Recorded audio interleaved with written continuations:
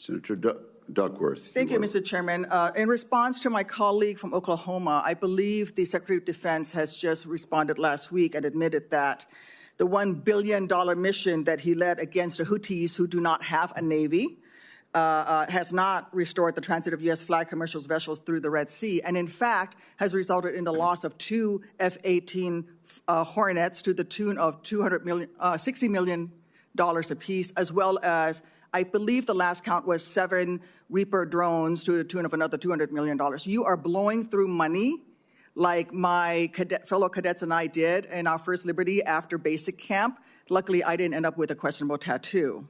Your failures, Mr. Secretary, since you've taken office has been staggering. You sent classified operational information over Signal to chest thump in front of your wife, who, by the way, has no security clearance, risking service member lives in the process. You blew the $1 billion fight against the Houthis, whom, again, as my colleague says, has no navy, and yet you lost all of those aircraft. You've created such a hostile command environment that no one wants to serve as your chief of staff or work with you in other senior DoD leadership roles. But what we should all be talking about more than all of this is that you have an unjustified, un-American misuse of the military in American cities, pulling resources and attention away from core missions to the detriment of the country, the warfighters, and yes, the war fighting that you claim to love. I don't know if this is because you are too inexperienced and incompetent to understand the real threats facing our country, or if it's because you are just an unqualified yes man who can't tell the president how to keep Americans safe. You are focusing on renaming bases for Confederate generals. You said just now to Senator King that to a man and to a woman, we would rather be associated with the old Confederate names. Well, I am one of those women. I served at Fort Rucker, Alabama, a base that was named for a traitor who took arms against the United States of America, led troops who killed Americans.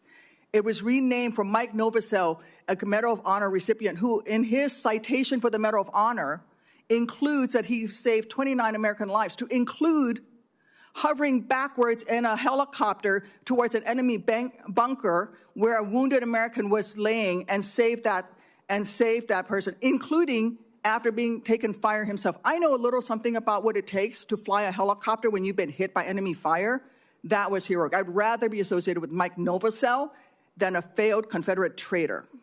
I don't know whether you are inexperienced or too incompetent, but I wonder when you will actually focus on our nation's warfighting mission. We know that California is just a deliberate, systematic, political, and dangerous campaign led by you. We should not be using our military to play cops against Americans. General Kane, as chairman, a key part of your job is to coordinate military planning across the joint force. Is the department currently incorporating into any military plans expanding the use of the reserve forces to include the National Guard or active duty troops to support domestic law enforcement, including in other locations in the United States? Senator, you know, we careful. No, General. Well, it's not really a yes or no question, Madam Senator. We plan all kinds of different things. I think it is a yes or no question. I'm not aware of anything, but the reason why I'm answering is the tags may be looking at something that I'm not aware of. What are you doing at your level? You're not aware of that happening at your level? Because we know that on his first day, President Trump directed U.S. Northern Command to revise its unified command plan to add new planning requirements to combat, and I quote, criminal activities. A series of follow-up executive orders continue to redirect DOD priorities to supporting domestic law enforcement, including one in April that tells DOD, and I quote, use national security assets for law and order. In other words, do law enforcement's job. I'd like to enter these executive orders into the record, Mr. Chairman. Is there objection? Without objection, so ordered. Secretary Hegseth, you say you are focused on warfighting and warriors. These are your words. Yet you are diverting untold DoD resources and attention to a fundamentally non-military mission of domestic policing. Across the country, we have qualified police officers who are trained for that mission. They know those streets better than the Marines you deploy to Los Angeles, who normally focus on the Indo-Pacific. And you recently approved 700 more troops in 3 other states to do admin and logistics works for ICE.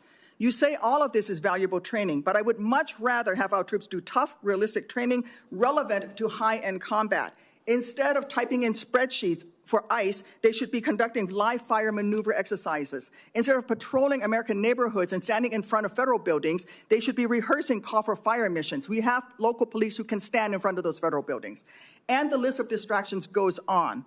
You are encouraging the DoD workforce to go work for DHS in increasing numbers. You're pulling the military away from facing foreign enemies who literally say things like death to America. And you're putting troops with weapons aimed at Americans. Mr. Secretary, let the military get back to its real job. Stop forcing them to do DHSs. And if you want to be DHS Secretary, maybe you can apply for that job when you're fired from this one due to your incompetence.